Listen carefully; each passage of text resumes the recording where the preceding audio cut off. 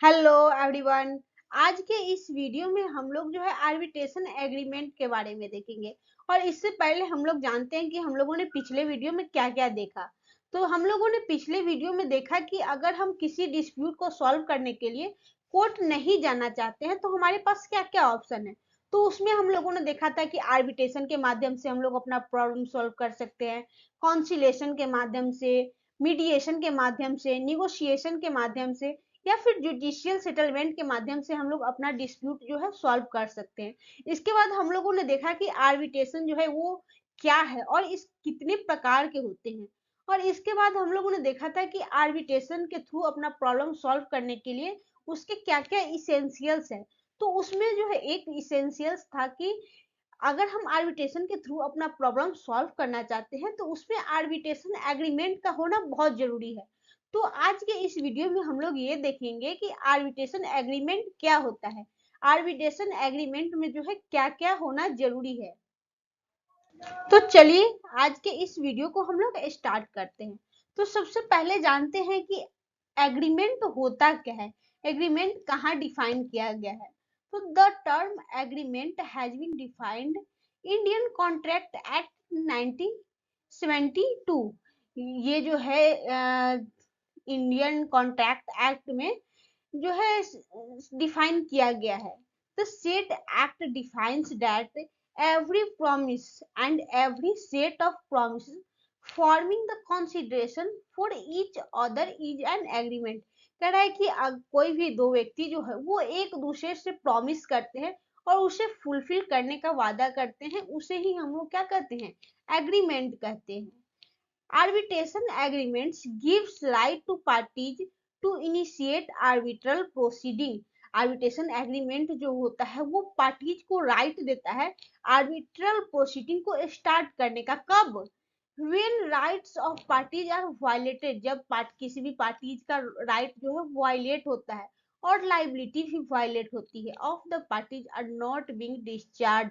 अगर किसी भी पार्टी का जो है राइट वायलेट होता है, लाइबिलिटी वायलेट होता है, तो वो क्या कर सकता है, आर्बिट्रेशन एग्रीमेंट अगर किया होगा तो वो आर्बिट्रेशन में जाके अपना प्रॉब्लम सॉल्व कर सकता है। Arbitration agreement means an agreement by which the party to submit to alleviation all or certain disputes।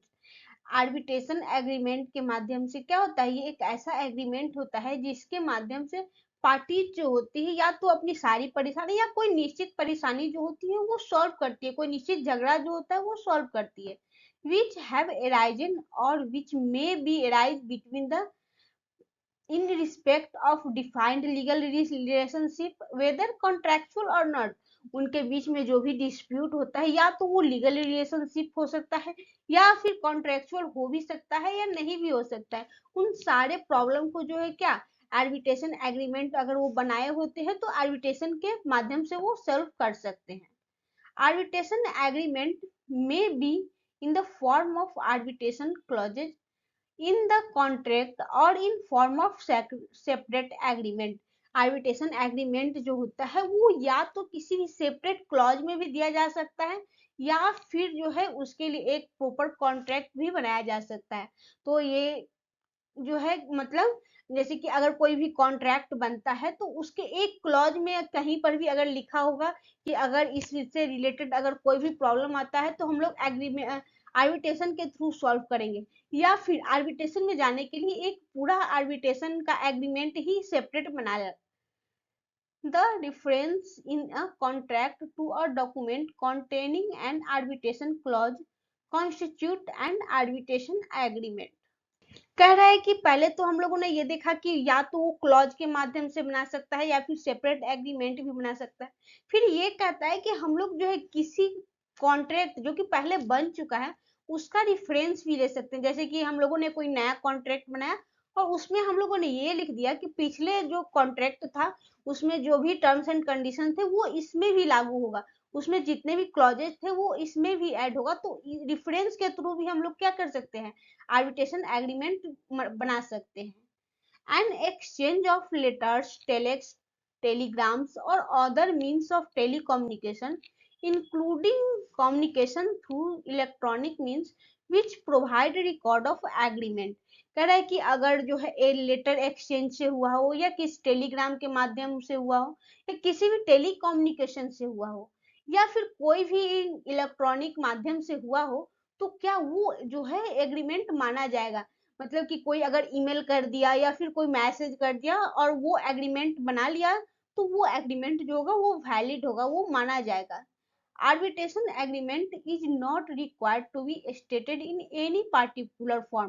Arbitration agreement जो होता है उसका कोई जो है particular form होना जरूरी नहीं है, वो किसी भी form में हो सकता है।